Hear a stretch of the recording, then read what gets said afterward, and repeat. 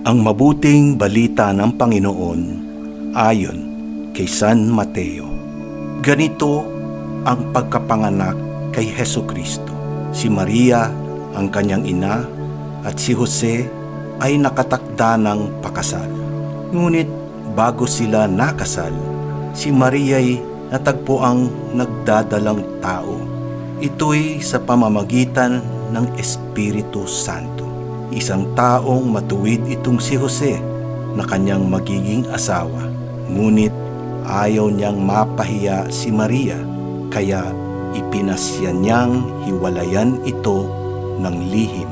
Samantalang iniisip ni Jose ito, napakita sa kanyang panaginip ang isang anghel ng Panginoon.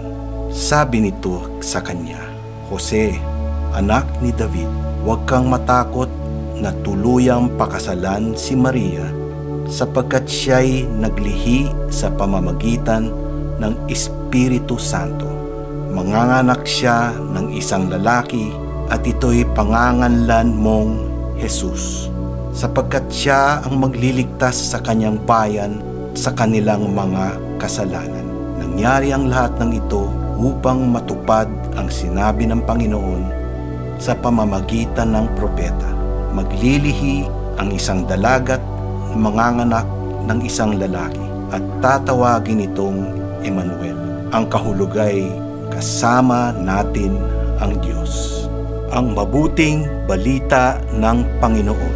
Pinupuri ka namin, Panginoong Hesukristo. Kasama natin ang Diyos. Ang salitang Emmanuel ay hango sa wikang Hebreo. Ang Imanu ay nangangahulugang kasama natin at ang El ay ang Diyos.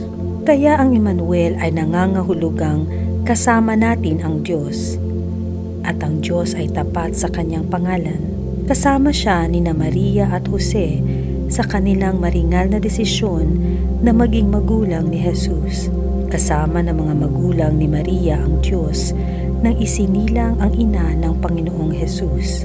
Kasama natin ang Diyos nang ipadala niya si Jesus at ang pangalang hango rin sa Hebreo na nangangahulugang tagapagligtas. At tinupad ni Jesus ang kanyang misyon na tagapagligtas natin sa pamamagitan ng kanyang pagkamatay sa krus. Ang kanyang kamatayan ay tugon ni Jesus sa kalooban ng Ama na ialay ang kanyang buhay para sa kaligtasan natin.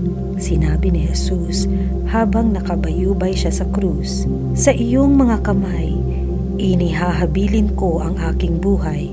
At kung tayo tatawag sa Kanya, sasabihin rin ni Jesus, "Isasama kita sa paraiso." At nang nabuhay siyang muli, ibinalik niya tayo sa Kanyang Ama. Tapat siya sa Kanyang pangalan. Ano ba ang kahulugan ng iyong pangalan? Paano mo ito isinasabuhay?